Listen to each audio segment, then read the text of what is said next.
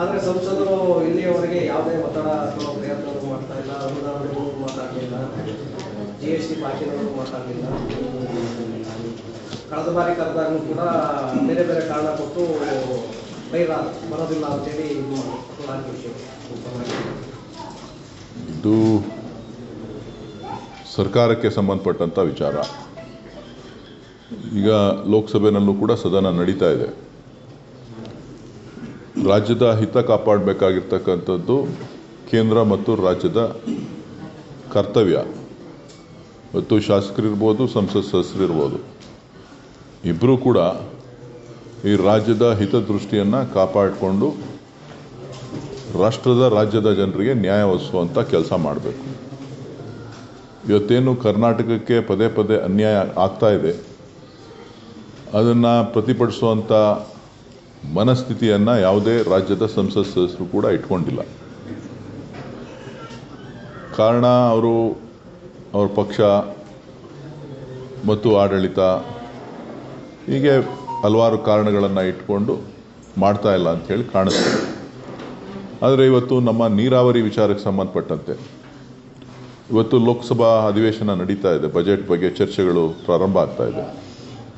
ಇಂಥ ಸಂದರ್ಭದಲ್ಲಿ ನಮ್ಮ ಕಾವೇರಿ ಮೇಕೆದಾಟು ಯೋಜನೆ ಇರ್ಬೋದು, ಮಹದಾಯಿಗೆ ಸಂಬಂಧಪಟ್ಟಂತೆ ಇರ್ಬೋದು, ಮತ್ತು ಕೃಷ್ಣಾ ಮೇಲ್ದಂಡೆ ಯೋಜನೆಗೆ ಸಂಬಂಧಪಟ್ಟಂತೆ ಇರ್ಬೋದು, ಕಳಸಾ ಬಂಡೂರಿ ಯೋಜನೆ ಇರ್ಬೋದು, ಇವು 3-4 ಯೋಜನೆಗಳು ಕೂಡ ರಾಜ್ಯದ ರೈತರ ಹಿತದೃಷ್ಟಿಯಿಂದ ಮತ್ತು ಆ ಭಾಗದಲ್ಲಿ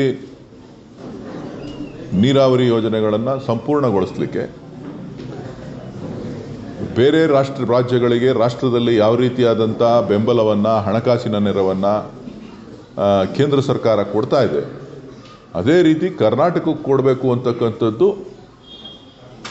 ಕರ್ನಾಟಕ ಸರ್ಕಾರದ ಒಂದು ಭಾವನೆ. ಆ ಒಂದು ನಿಟ್ಟಿನಲ್ಲಿ ಸಂಸತ್ ಸದಸ್ಯರ ಸಹಕಾರವನ್ನು ಕೋರುವಂಥದ್ದು. ನಾನಿದ್ದಾಗಲೂ ಕೂಡ ಎಲ್ಲ ಸರಿ ಅನೇಕ ಬಾರಿ ಸಂಸತ್ ಸಭೆಗಳಾಗಿದೆ, ಚರ್ಚೆಗಳಾಗಿದೆ. ಸೊ ಇವತ್ತು ಕೇಂದ್ರ ಸರ್ಕಾರ ಕಳೆದ 12 ವರ್ಷಗಳಿಂದ ನರೇಂದ್ರ ಮೋದಿ ಅವರ ಸರ್ಕಾರ ಇರೋದರಿಂದ ಇವತ್ತು ಕರ್ನಾಟಕಕ್ಕೆ ಸಾಕಷ್ಟು ಬಾರಿ ಪ್ರಯತ್ನಗಳು ಮಾಡಿದ್ರು ಕೂಡ ಅವ್ರ ಸರ್ಕಾರ ಇದ್ದಾಗಲೂ ಮಾಡಿದ್ದಾರೆ, ನಮ್ಮ ಸರ್ಕಾರ ಇದ್ದಾಗಲೂ ಮಾಡಿದ್ರು ಕೂಡ ಯಾವುದೇ ರೀತಿಯ ನ್ಯಾಯ ಸಿಗ್ತಾ ಇಲ್ಲ. ಅದಕ್ಕೆ ದೊಡ್ಡ ಧ್ವನಿಯನ್ನು ಎತ್ತಬೇಕಾದಂಥದ್ದು ನಮ್ಮ ಸಂಸತ್ ಸದಸ್ಯರ ಕರ್ತವ್ಯ. ಆ ಒಂದು ನಿಟ್ಟಿನಲ್ಲಿ ಅವರು ಪ್ರಯತ್ನವನ್ನು ಮಾಡ್ತಾರೆ ಅಂತ ಹೇಳಿ ನಾನು ಭಾವಿಸಿದ್ದೇನೆ. ಗ್ಯಾಸ್ ಸಮಸ್ಯೆ ಶುರುವಾಗಿದೆ ಸರ್, ಅದರಲ್ಲೂ ಕೂಡ ಬೆಂಗಳೂರು ಈ ಸುತ್ತಮುತ್ತಲ ಬಗ್ಗೆ ಸಾಕಷ್ಟು ಶುರುವಾಗಿದೆ. ಕೇಂದ್ರ ಸರ್ಕಾರ ಎಲ್ಲ ರೀತಿಯ ವ್ಯವಸ್ಥೆ ಮಾಡ್ತಾ ಇದೆ, ಆದರೆ ರಾಜ್ಯ ಸರ್ಕಾರ ಪ್ರತಿಭಟನೆ ಮಾಡಿ ಅಂತಂದೇಳಿ ಕರೆ ಕೊಡ್ತಾ ಇದೆ ಅನ್ನುವಂಥ ಹೇಳಿಕೆಯನ್ನ ಪ್ರಹ್ಲಾದ್ ಜೋಶಿ ಅವರು ಕೊಟ್ಟಿದ್ದಾರೆ. ನೋಡಿ, ಪ್ರಹ್ಲಾದ್ ಜೋಶಿ ಅವರು ಈಗ ರಾಷ್ಟ್ರದಲ್ಲಿ, ಇಡೀ ವಿಶ್ವದಲ್ಲಿ ಯುದ್ಧದ ಭೀತಿ ಶುರುವಾಗಿದೆ.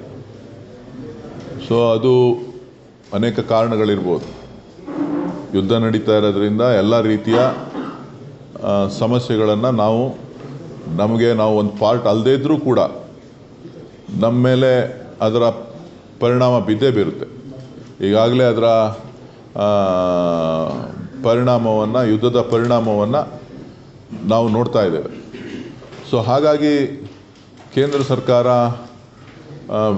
ಒಳ್ಳೆಯ ವಿಶ್ವಾಸವನ್ನು ಇಟ್ಕೊಂಡು ಅವರ ಮಿತ್ರ ರಾಷ್ಟ್ರಗಳ ಜೊತೆ ಮಾತುಕತೆ ಮಾಡಿ ಅಂತಾರಾಷ್ಟ್ರೀಯ ಬಾಂಧವ್ಯಗಳೇನಿದೆ, ವಿದೇಶಾಂಗ ನೀತಿ, ಅದು ಎಲ್ಲ ಒಂದು ಕಡೆ ಫೇಲ್ ಆಗಿದೆ ಅನ್ನೋದು ಒಂದು ಭಾಗ. ಆದರೆ ಮತ್ತೆ ಈ ರಾಷ್ಟ್ರದ ಹಿತದೃಷ್ಟಿಯಿಂದ ಏನೇನು ಮುಂಜಾಗ್ರತಾ ಕ್ರಮಗಳನ್ನು ತೆಗೆದುಕೊಳ್ಬೇಕೋ ಅದನ್ನು ತೆಗೆದುಕೊಂಡು ಯಾವುದೇ ರೀತಿಯ ಅವಾಂತರಗಳಾಗದೇ ಇದ್ದಂತೆ, ಬೆಲೆ ಏರಿಕೆ ಆಗದೇ ಇದ್ದಂತೆ, ಸಮಸ್ಯೆ ಆಗದೇ ಇದ್ದಂತೆ ತಡಿತಕ್ಕಂಥ ಕೆಲಸವನ್ನು ಮಾಡಬೇಕು. ಆರೋಪಗಳನ್ನು ಆರೋಪ ಮಾಡ್ತಕ್ಕಂಥದ್ದು, ಪ್ರತ್ಯಾರೋಪ ಮಾಡ್ತಕ್ಕಂಥದ್ದು, ಇದರಿಂದ ಯಾವುದೇ ರೀತಿಯ ಪ್ರಯೋಜನಗಳಾಗೋದಿಲ್ಲ.